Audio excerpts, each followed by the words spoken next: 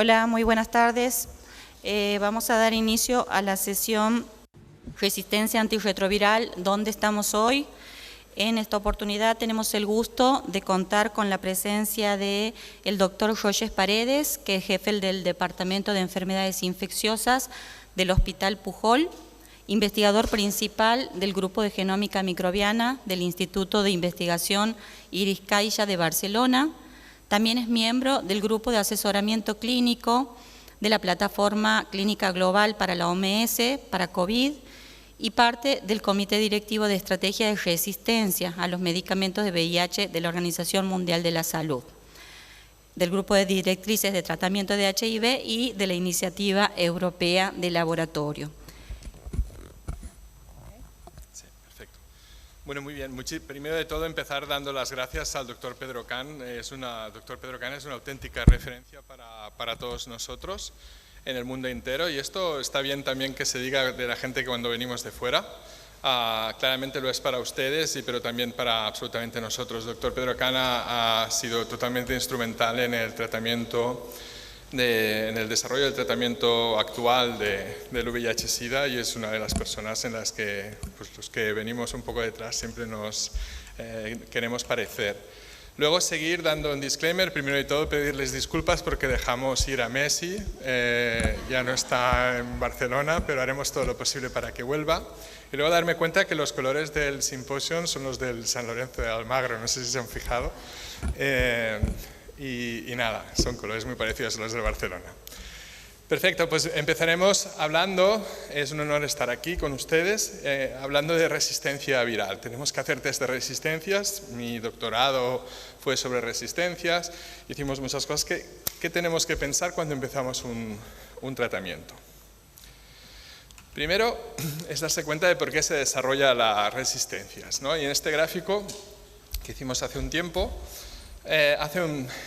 creo que conseguimos sistematizar bastante bien qué es lo que pasa. Desarrollamos resistencia cuando pasan dos cosas. O bien cuando escogemos mal el tratamiento, damos un tratamiento que no toca, y esto puede ser porque no nos hemos dado cuenta, pero había resistencia transmitida, o porque había un virus que era X4 y hemos decidido dar Maraviroc, o bien porque se nos ha ocurrido dar un tratamiento subóptimo, que claramente son las monoterapias en la mayoría de los casos, y en algún caso la terapia dual. Sin embargo, gracias además de trabajo que se ha iniciado aquí, se va viendo cada vez más que el concepto de la terapia dual, podemos tener terapias duales que ya son suficientemente buenas y comparables a las triples. La otra causa es que tengamos niveles subóptimos de fármaco, y eso nos puede pasar porque el paciente no tome bien el fármaco, porque tenga una adherencia subóptima, o bien porque tengamos pobre penetración en algunos tejidos y podamos tener, pues, por ejemplo, evolución de virus en sistema nervioso central, en testículo, en algunas partes del intestino delgado, o bien porque existan interacciones con otros fármacos que estamos dando. La adherencia subóptima ocurre por muchos motivos. Siempre hay que pensar en problemas psicosociales. Yo tengo una paciente que me dice que su carga viral es un reflejo de cómo le va la vida. Pero también la idea de que tenemos que intentar dar fármacos que se toleren bien y fármacos que además sean convenientes, ¿de acuerdo? Cuando pasan una de estas dos cosas, lo que ocurre es que el virus empieza a replicar, y cuando empieza a replicar, al principio replica poquito, quizás en los tejidos, quizás hace algunos blips, alguna replicación transitoria, pero si le dejamos y no corregimos esta situación, pasaremos a replicación de bajo nivel y finalmente terminaremos con un fracaso virológico ya definido. Y el problema de este fracaso virológico, el fracaso virológico es un problema en sí, porque este fármaco que hemos escogido deja de funcionar. Pero en realidad lo que nos preocupa es que no solo desarrollamos resistencias cuando dejamos que el virus evolucione, no solo terminamos con un virus que es resistente a lo que le estamos dando en ese momento al paciente, sino que realmente lo que nos preocupa es que existe la resistencia cruzada y en 2 o 3 pasos siguientes nos podemos quedar sin más fármacos. Esa es un poco la idea de lo que queremos evitar. Aquí tenéis un resumen también de una presentación de un paper que hicimos hace tiempo, pero el concepto no ha cambiado. El problema del fracaso virológico es que nos lleva a desarrollo de más resistencia, nos lleva a resistencia cruzada. Esto nos obliga a dar tratamientos que son más complejos, más tóxicos, que son menos tolerables, lo cual hace que la adherencia sea peor y al final termina causando una duración menor de la supresión viral que lleva a un nuevo fracaso. En realidad lo que tenemos que intentar hacer, lo mejor que podemos hacer es asegurar que escogemos bien el primer tratamiento o el primer tratamiento y el switch que viene después e intentar que este fracaso no ocurra nunca. Hay que diferenciar para qué queremos utilizar el test de resistencias. Este se llama una caja de Galton, donde básicamente es un experimento que está en muchos museos de ciencia, donde esencialmente se tiran unas bolitas y de manera aleatoria van cayendo y se van distribuyendo en lo que es una distribución normal. ¿De acuerdo? Esto es útil para explicar estadística. Y entonces nosotros lo que queremos utilizar el test de resistencias es para dos motivos que son distintos, son muy distintos. Uno es para personalizar la terapia, para ver a ese paciente y decirle te vamos a dar el mejor tratamiento a ti. Lo que nos preocupamos es de intentar identificar al paciente en un punto de estos al principio, antes de que se produzca el fracaso virológico, ¿vale? Para intentar modificar lo que le va a ocurrir después. Con lo cual el objetivo de la terapia personalizada es maximizar la respuesta individual. Otro motivo para realizar test de resistencias es por motivos de salud pública. La salud pública es muy distinta de la medicina personalizada. La salud pública lo que le interesa no es tanto cada uno de los individuos, sino la distribución que tienen los individuos al final. Nosotros podemos no tener un test de resistencias para todo el paciente en Barcelona, por ejemplo, o en Buenos Aires o donde sea. Sin embargo, en grupos concretos de pacientes nos puede interesar saber si hay mucha resistencia o hay poca, porque eso nos ayuda a tomar decisiones. Con lo cual, dos planteamientos totalmente distintos. Cuando hablamos a nivel de la OMS estamos en la parte de abajo, cuando estamos a nivel muchas veces de las clínicas y cuanto más sean más ricas, en países más ricos, lo que estamos intentando es personalizar, intentar evitar el destino que tiene este paciente.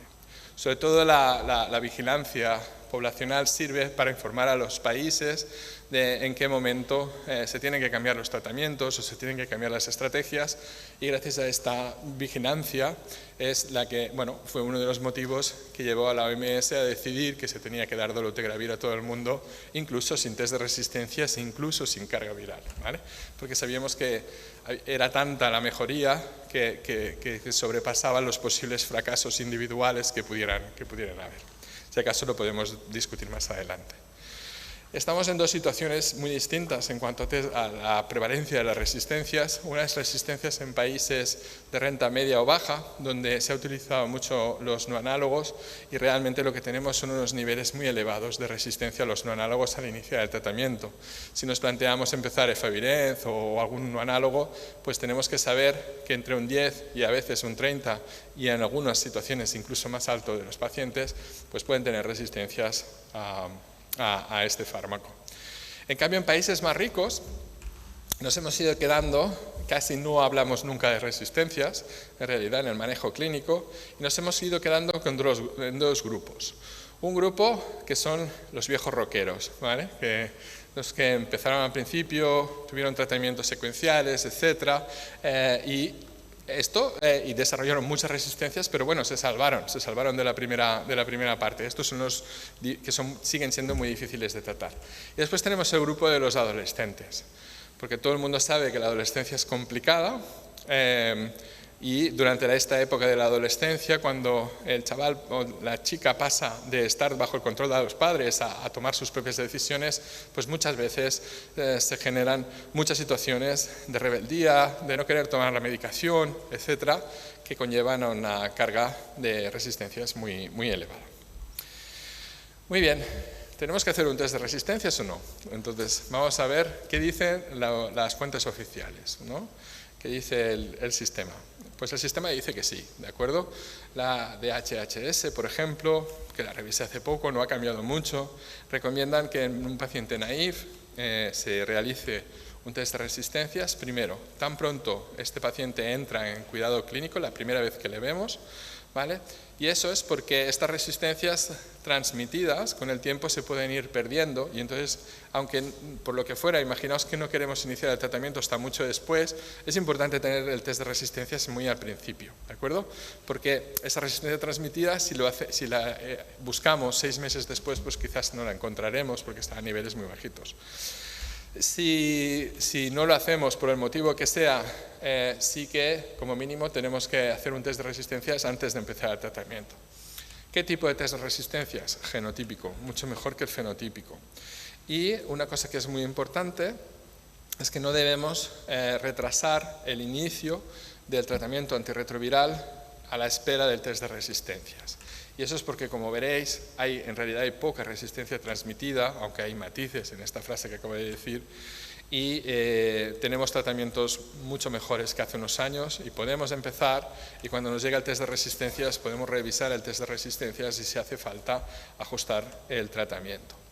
Una cosa que es interesante es que las guías siguen recomendando que se haga la proteasa y la RT, y en cambio la integrasa la dejan como condicional. Solo si sospechamos transmisión de mutaciones a la integrasa. Yo no sé bien cómo sospechar la transmisión a mutaciones a la integrasa, pero queda bonito. Y eso es porque son test caros o más caros y además a día de hoy hay muy poca transmisión de resistencias a la integrasa, como veréis.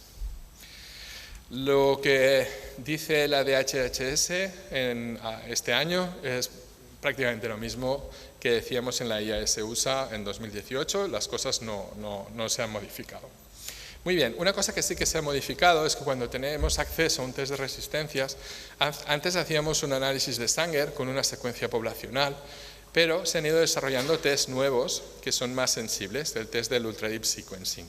Y hay puede haber acceso a test que en realidad son más sensibles, pueden detectar mutaciones hasta niveles presentes en un 1% de la población de todo el virus.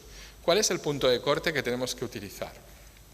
Este fue el tema de mi tesis, 10 años, para terminar diciendo que con Sanger, un nivel de Sanger, un equivalente a Sanger ya es suficiente.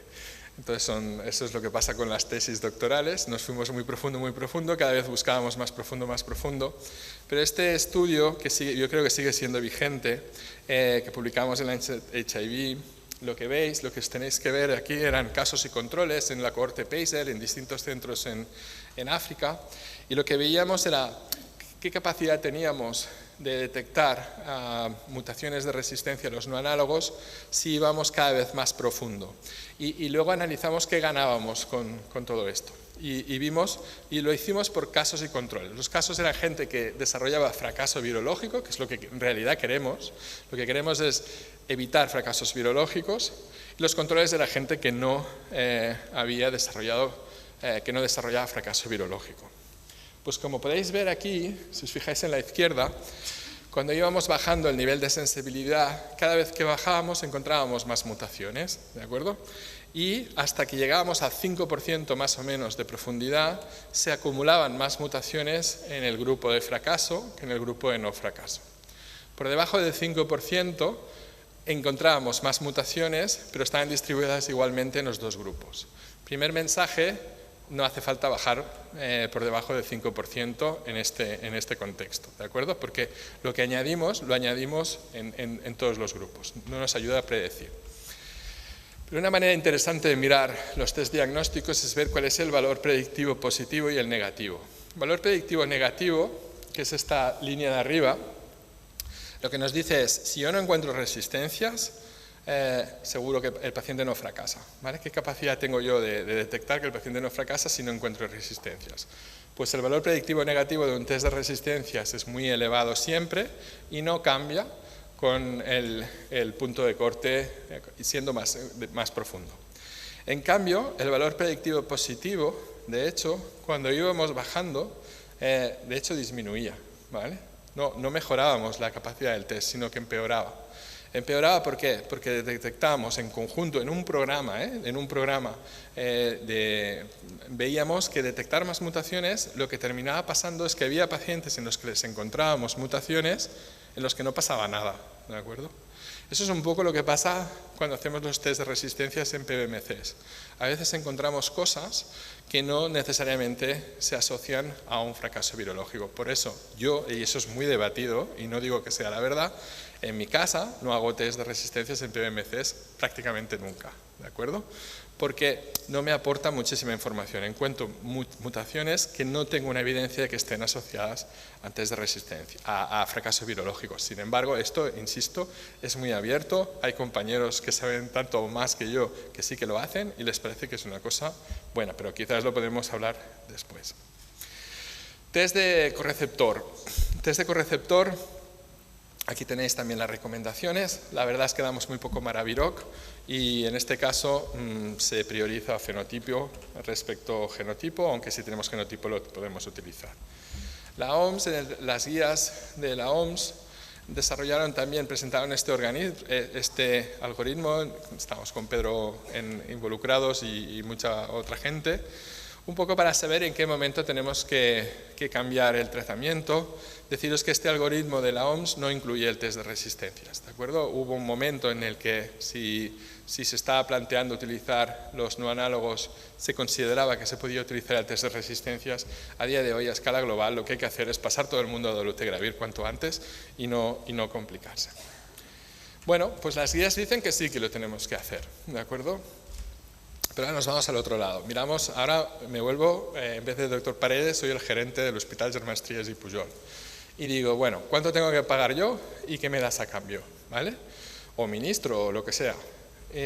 Lo que dice este análisis, que ya has conocido, del grupo de Paul Sachs y de Rochelle Walensky, que ahora está en el CDC, es que el test de resistencias no es coste efectivo, ¿de acuerdo? No es algo que sea coste efectivo. ¿Y por qué? En la actualidad, lo fue en el pasado, pero en la actualidad no lo es. ¿Por qué? Porque en realidad si miráis los tratamientos que están recomendados en la mayoría de las guías, son tratamientos que tienen una elevada potencia antiviral, son tratamientos basados en inhibidores de la integrasa y son tratamientos a los que, incluso en la presencia de alguna mutación de resistencias, pueden seguir funcionando muy bien. Con alguna excepción, que es precisamente la discusión de dolutegravir 3TC, que es una discusión que durante este simposio, como en todos sitios en el mundo, seguimos discutiendo. Dolutegravir 3TC, la cuestión de dolutegravir 3TC es que hasta este estudio que ha anunciado el doctor Kahn que va a salir, ¿no? Hasta en los otros estudios se excluían a los pacientes que podían tener una resistencia, podían tener 184, ¿de acuerdo? Con lo cual el problema principal es que no tenemos datos. Los datos que vais a generar aquí van a ser muy importantes para saber, porque todos creemos que seguramente va a funcionar, pero tenemos que ver los datos. Las guías dicen esto, no administrarlo si no tenemos un test de resistencias. La preexistencia de resistencias a la integrasa es extraordinariamente rara, es muy rara. Os presento datos de un análisis de vigilancia que se hizo en España entre 2012 y 2017. Esencialmente no había mutaciones de resistencia, muy poquitas, la mayoría de ellas eran polimorfismos. Y si veis a la derecha, en aquel momento no había Bictegravir, pero dolutegravir, no había ningún paciente que tuviera resistencia a dolutegravir. Este mismo análisis observó también la prevalencia de las mutaciones a los análogos, a los nucleósidos, que sería el backbone, y vio que había realmente muy poquita. Y aquí veis en más grueso la 184. Nosotros cuando miramos después en este mismo análisis, lo hicimos con deep sequencing, miramos más profundo, nada, tampoco encontramos más. Y además, en los pocos pacientes en los que había alguna mutación que se había transmitido, todos ellos consiguieron suprimir la carga viral, ¿vale? Una cosa que es importante es que todo el mundo dice, bueno, se van a desarrollar resistencias a los inhibidores de la integrasa. Pero en realidad este análisis de Eurosida lo que demuestra es que esto va a pasar mucho más lento que con los no análogos. Y esto es debido a que la carga tenemos a mucha más gente suprimida y cuando la gente está suprimida no transmite resistencias. Uy, perdón. ¿Perdón? No. Entonces, ¿Qué pasa cuando fracasan además los pacientes? Pues que no desarrollan resistencias. Cuando no desarrollan resistencias, estos pacientes, ha habido muchísimos estudios, no desarrollan resistencias, con alguna excepción, que es este caso que conocéis de New England, que ya se empezó tuvo interacciones, estaba tratado para la tuberculosis. Hay algún caso específico que sí. Claramente, donde lo que no tenemos que hacer nunca es administrar dolutegravir en monoterapia, porque siempre que se probó dolutegravir en monoterapia fracasaron todos los pacientes y además con patrones de mutación muy parecidos a los de raltegravir, con lo cual dolutegravir solo no es un equivalente a un IP, tiene que estar siempre combinado. Aquí tenéis un caso en nuestro hospital que estuvo más de 10 años en no análogos, lo pasamos dentro de un ensayo clínico a dolutegravir monoterapia y fracasó rapidísimo. Por eso nosotros decimos esto, ¿no? Que nunca en la vida dolutegravir monoterapia. Sin embargo, Dolu3TC sí que funciona. Consigue, se ha comentado aquí, consigue niveles de supresión virológica claramente comparables a los de tratamiento triple, y dentro de los ensayos Gemini, dentro del periodo de seguimiento, no hubo ningún paciente que desarrolló mutaciones de resistencia. Hay 2,5 excepciones, y es que en el ensayo ACTG 53-53 y en un paciente de Gemini, pero más allá de lo que era el seguimiento preespecificado, sí que hubo fracaso asociado a resistencias, en los dos casos asociado a mala adherencia y a presencia de la 184. Recientemente, nuestro grupo, Boris Rebollo, ha descrito también un paciente en la clínica que desarrolló fracaso con presencia de la 263K a Dolu3TC, y este paciente fue mientras estaba tomando clobazam, que creemos que tiene una interacción. Algo parecido ha pasado en los estudios de lenacapavir. Lo veis aquí, dos fracasos en el Calibrate, uno de ellos con mutaciones con la 184 y adherencia incompleta.